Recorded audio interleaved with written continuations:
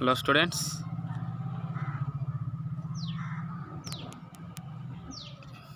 capital accounts. Capital accounts of partners may be fixed or fluctuating. Capital accounts two types. One is fixed capital accounts, another one is fluctuating capital accounts. Okay, first one, fixed capital accounts. Fixed capital accounts, when the partners agreed that the amount of the capital contributed by them shall remain fixed and shall not be reduced or increased during term of partnership, the capital accounts are said to be fixed. Okay, ఇప్పుడు వచ్చేసరికి మనకు భాగస్తులు తమ యొక్క మూలధనాలను స్థిరంగా ఉండాలని ఒప్పందం చేసుకున్నప్పుడు మూలధన మొత్తంలో ఎలాంటి మార్పు లేకుండా భాగస్వామ్య వ్యాపారంలో మూలధన ఖాతాలు నిర్వహించడం జరుగుతుంది. అయితే ఇక్కడ వచ్చేసి మనకు ఆ మూలధనము shall be not be reduced or increased, అంటే ఆ మూలధనము తగ్గకుండా అదేవిధంగా పెరగకుండా ఏ విధంగా ఉంటుంది, ఫిక్స్డ్ స్థిరంగా ఉంటుంది. ఇక్కడ ఏమంటుంది, ఇక్కడ మనకు the capital contributed by them shall remain fixed and shall not be reduced or increased during the term of partnership. Okay, ఇప్పుడు వచ్చేసి వారు తీసుకొచ్చినటువంటి మూలధనము తగ్గకుండా అదేవిధంగా పెరగకుండా స్థిరంగా ఉండేటటువంటి ఒప్పందం చేసుకుంటారు. ఆ ఒప్పందం ప్రకారము మనము ఫిక్స్డ్ క్యాపిటల్ అకౌంట్స్లో ప్రాబ్లం చేయడం జరుగుతుంది. ఇక్కడ చూడండి, మనకు అది ఏ విధంగా ఉంటాయంటే, in such cases current accounts are opened for the partners where in adjustment recording. Okay, partners current account open చేసినప్పుడు వారు ఏ విధంగా అడ్జస్ట్ని ఏ విధంగా రికార్డ్ చేస్తారో చూద్దాం. Interest on capital, salary, commission, profit or loss will be made. Okay, వాళ్ళు adjustment చేసేటప్పుడు interest on capital, వారు తీసుకొచ్చినటువంటి మూలధనం అడిషనల్ క్యాపిటల్ ఉంటుంది కదా, దానిపైన ఇంట్రెస్ట్, అదేవిధంగా యాక్టివ్ పార్ట్నర్స్ ఉంటే యాక్టివ్ పార్ట్నర్స్ యొక్క శాలరీ, కమిషన్, సంస్థకు ఉన్నటువంటి ప్రాఫిట్ ఆర్ లాస్, వీటిని ట్రీట్ చేయడం జరుగుతుంది. ఓకే, ఎందులో, కరెంట్ అకౌంట్లో. చూడండి, if current account shows credit balance it will be appear on the liability side. Okay, current అకౌంట్లో క్రెడిట్ బ్యాలెన్స్ చూపిస్తే అది ఎక్కడ చూపించాలంట, liability side. If it shows debit balance it will appear on the asset side of the balance sheet. Okay, current అకౌంట్ను open చేస్తున్నాం కదా, ఆ current account open చేసినప్పుడు కరెంట్ అకౌంట్లో క్రెడిట్ బ్యాలెన్స్ చూపిస్తేనేమో లయబిలిటీ సైడు, అదేవిధంగా డెబిట్ బ్యాలెన్స్ చూపిస్తేనేమో అసెట్ సైడ్ చూపించడం జరుగుతుంది. ఎక్కడ, బ్యాలెన్స్ షీట్లో. ఓకే, ఇది మనకేంటిది, ఫిక్స్డ్ క్యాపిటల్ అకౌంట్. ఈ ఫిక్స్డ్ క్యాపిటల్ అకౌంట్లో వచ్చేసి మనకి ఇక్కడ రెండు ఖాతాలను ఏర్పాటు చేస్తాం. ఆ రెండు ఖాతాలు ఏంటి అంటే క్యాపిటల్ అకౌంట్, అదేవిధంగా కరెంట్ అకౌంట్. క్యాపిటల్ అకౌంట్ని తయారు చేయడం జరుగుతుంది, అదేవిధంగా కరెంట్ అకౌంట్ అంటే భాగస్తుల యొక్క మూలధన ఖాతాను, అదేవిధంగా వారికి సంబంధించినటువంటి భాగస్తుని యొక్క కరెంటు ఖాతాను, రెండు ఖాతాలను తయారు చేయడం జరుగుతుంది. ఓకే, భాగస్వామ్య సంస్థలో స్థిర మూలధన పద్ధతి ప్రకారము రెండు ఖాతాలను ఏర్పాటు చేయడం జరుగుతుంది. ఒకటి క్యాపిటల్ అకౌంట్, రెండవది కరెంట్ అకౌంట్. క్యాపిటల్ అకౌంట్లో ఏముంటాయంటే ఇక్కడ చూడండి, మనకి ఇక్కడ క్యాపిటల్ అకౌంట్ ప్రకారము భాగస్థుడు తీసుకొచ్చినటువంటి మూలధనం, ప్రారంభ మూలధనము ఎంత ఉంది, అదేవిధంగా అదనపు మూలధనం ఎంత ఉంది, ఆ రెండింటిని క్యాపిటల్ అకౌంట్కి క్రెడిట్ చేయడం జరుగుతుంది.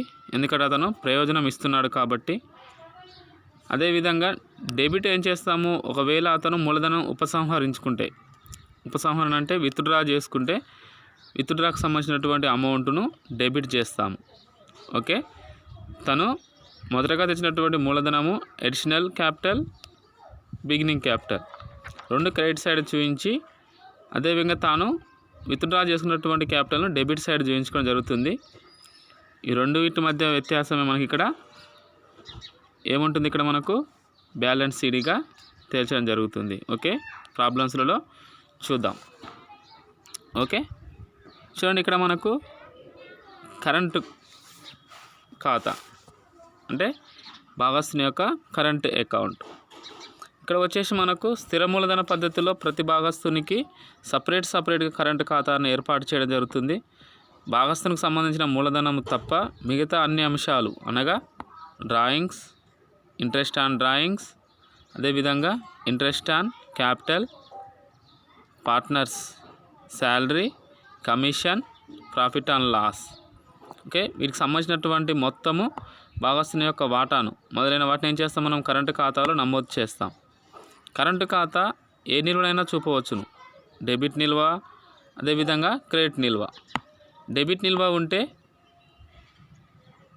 బ్యాలెన్స్ షీట్లో అసెట్ సైడు, అదేవిధంగా క్రెడిట్ నిల్వ ఉంటే బ్యాలెన్స్ షీట్లో లయబిలిటీ సైడ్ చూపించుకోవడం జరుగుతుంది. ఓకే, ఇప్పుడు వచ్చేసి మనకు చూసినాం. చూడండి ఇక్కడ మనకు ఏమంటుండు, if current account shows credit balance it will appear on the liability side, and if it is shows debit balance it will appear on the asset side of the balance sheet. Okay, ఇది మనకు fixed capital accounts. Okay, fixed capital అకౌంట్కి సంబంధించినటువంటి వివరణ. Next చూడండి. Next వచ్చేసి మనకి ఇక్కడ ఏమున్నది, ఫ్లక్చువేటింగ్ క్యాపిటల్ అకౌంట్స్.